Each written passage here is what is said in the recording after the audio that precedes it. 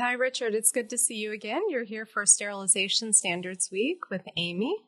We have a lot going on, and before we get into talking about what's on the agenda, I wanted to give you a little bit of time to introduce yourself for the folks who maybe don't know you. Okay, thank you, Amanda. So firstly, great to be here. My name is Richard Bancroft. I'm the Science and Technical Director at STERIS. I'm actually based in the UK, but I do consider this part of the world to be my second home because I'm a very frequent traveller to these parts, as you know. Yeah. We see a lot of you at AAMI and always happy to see you. So one of the things on the agenda for this week at Sterilization Standards Week is some U.S. Technical Advisory Group meetings related to the work that's going on at ISO TC 198. And we have our mirror group to the Chemical Indicators Working Group meeting this week. But I wanted to ask you a little bit about the work that's going on the international side and what's under development there. Okay, so I have a couple of hats. My first hat is chair of the ISO TC 198, Sterilization of Healthcare Products. Very honoured to be TC chair. We have quite a sizable working group. We have quite a sizable TC, of which we have a number of working groups. Those working groups are developing. Currently, I think we've developed something like 65, 66. 66 now, yeah, 66 published. standards. Yeah. And I think we've got the best part of 20 being developed as we speak. So we as a community are very busy in developing standards. Part of what we do at ISO level also reflects some of the stuff that's going on in Europe as well, because many of the standards that ISO TC 198 generate are ultimately adopted as European standards. Many of those European standards need some level of modification to align with the MDR and IVDR, the new regulations covering medical devices in Europe. And so what we're hoping to do is make sure there is good alignment between what we have to do for Europe to make sure that it's carried through to the international community, such that we have identical standards that are not being modified as a consequence of what we have to do in just one region. I think we've historically been very successful in generating global standards, and I'm doing what I can to ensure that that continues into the future. We've had a very successful partnership with the European committees. So. Yeah, so I mean, going into a little bit more detail, I think we've got probably 11 working groups now. We have to, as you well know, we have to sunset working groups. We have to decommission them effectively when they have no active work. So some working groups seem to have, once you've got a level of work under in their belt, it means that, of course, we're always going into perpetual revisions of documents after 5 years, so they keep busy. But documents that are generated from a working group where we only have a single item typically tend to be sunset after they've completed their work. And sometimes when you have groups that have multiple documents, the revision of one or more of those documents might drive the revision of another document that is dependent or refers to it. Absolutely. So because of the nature of our technical work, we're all very pedantic people. We're all very obsessed with making sure that the language is right, but the dates and the revision levels of all our documents are correct. The problem we have is as soon as you revise one document, you almost put out of date at least the references to those documents in the other parts of a series. So we have to sort of relax and accept the fact that we cannot maintain perfect harmony across all of them, and we just need to take a level-headed approach. As soon as we get into the formal stages of revision, that work is all public domain information anyway. So if anybody wants to look into, the status of a document, yes, you may not have the content available, but at least you know it's being revised. So, my personal view is there needs to be a level-headed approach and looking at, how we revise documents. If we were to open all series of a given standard, all of the parts at a given time for revision, would be nigh impossible in terms of workload. So we work on one, and then we go and do a cleanup exercise in terms of modifying documents that may have been affected by changes we made to one of the other documents in the series. Right, and sometimes the scope of a revision can be very small. It can be just updating references and some of the other content that might refer back to another document, and sometimes it can be much broader in scope, and you're right, bandwidth is certainly an issue if you've got a lot of documents under revision at a particular time. So how do you determine when is the right time to really open a revision on something? So I think when and this is very much a personal reflection of what I've seen, that when we first develop a new standard, we do a good job, but it's never perfect. No standard is ever perfect. But by the time we get around to the second edition of that document, or maybe even the third edition of that document, we've largely got the document where it needs to be. So unless anything significant has happened outside of our control, and things like changes to regulation may be one of those things, but typically as a standard becomes more mature, we need probably less frequency of revision, whereas if it's an earlier document, we may even be revising that document before the systematic review period of 5 years. We may be saying after 3 years, there is justification for why we need to modify that document.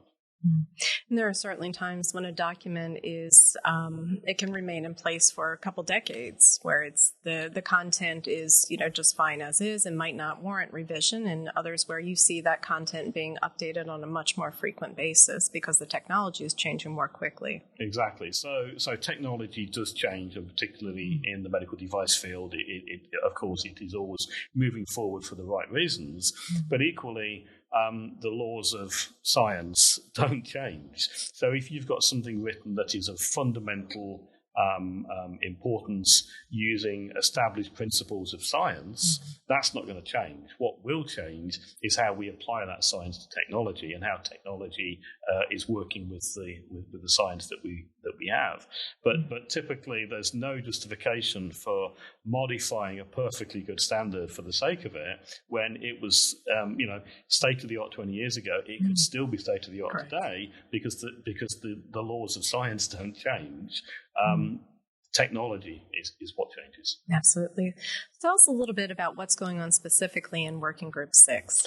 Okay, so Working Group 6 is chemical indicators, and as well as being at international level the TC chair, I'm also the convener of that group. So this is where I get the fortunate task of rolling my sleeves up and actually doing some of the drafting work with the working group. So the working group has got a long history. We've been developing chemical indicator standards since the late 1990s.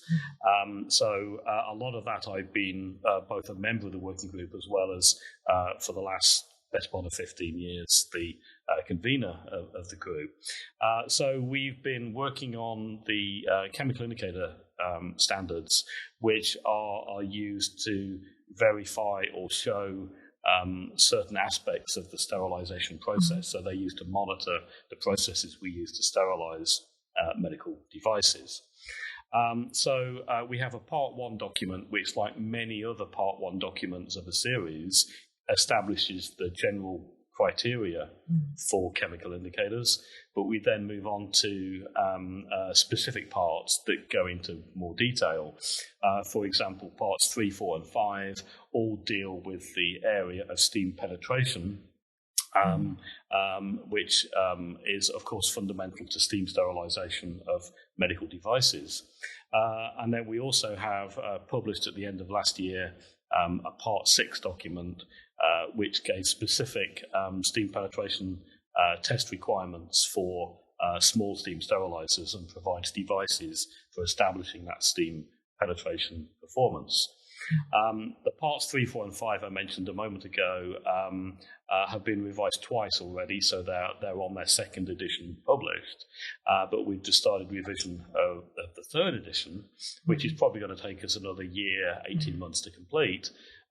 But we are making relatively minor changes because, going back to what I said about, maturity and established standards, there isn't an awful lot, hopefully, we need to make. We're just improving typically things like terms and definitions where we've aligned the terms with what we've been using in other documents, and we just want to make sure that we're using terms and definitions in a similar way in our documents to what is being done in the rest of the TC. Yeah, absolutely. And as a document is out there and it's being used and you get feedback on the document, you know, parts that maybe could stand to have a little bit of clarification. That, of course, comes back from national standards bodies when they look at the document and decide every 5 years, should it be held in place? Should it be revised? You know, does it need to be withdrawn? So we get some very interesting comments at these stages. Some of them are saying the document is 10 years old, it should be revised. That's pretty much an unhelpful comment because it doesn't give any substance to why it should be. Right. But the focus, of course, should be on comments saying that you know there is an error or there are different practices in place that we should be reflecting within the documents. And you know, any good comment will not only have a justification for the comment, but also suggested wording as well.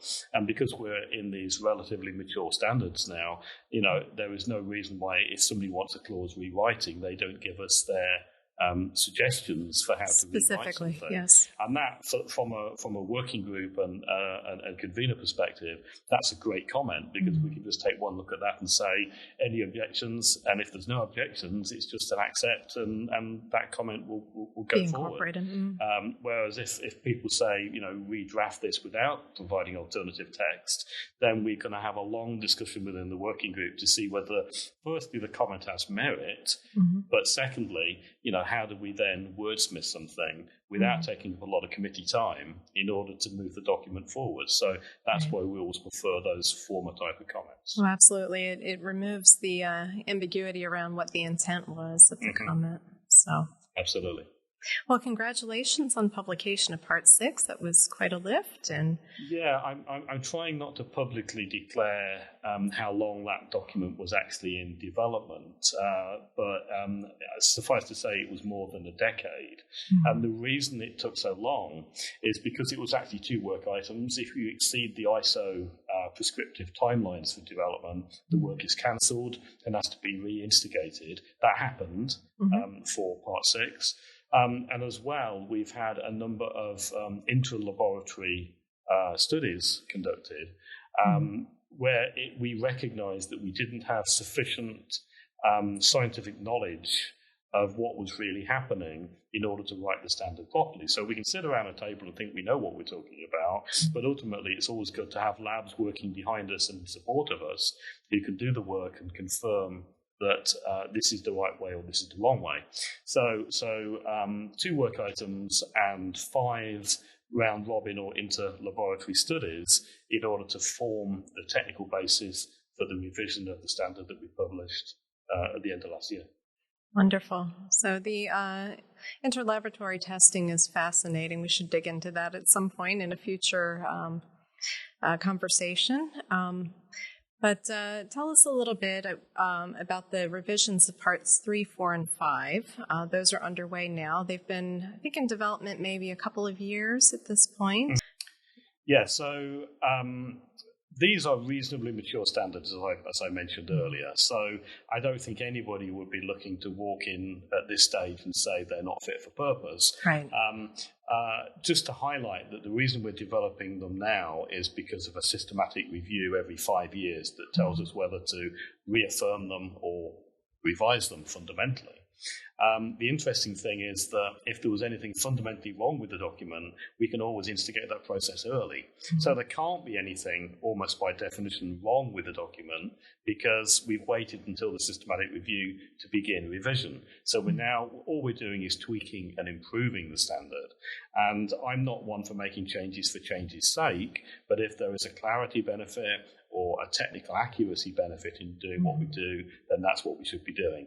So, we've had quite a few comments submitted on the 3 documents we're revising so far. None of them are too substantive. They're all fundamentally in a line. There's probably pretty good working group agreement with the direction that we're taking with the document. So I'm hoping that, we can accelerate development of the document, get the next version circulated for voting, which of course is international voting between the TC 198 participating members, and assuming that we tick all the boxes with regard to the vote result, then of course we can move the document forward to FDIS, final draft international standard, prior to publication. Great. Well, we look forward to hearing about next steps for these documents. And Richard, I want to thank you for your time today and always appreciate the conversation. Pleasure to talk to you and always a pleasure to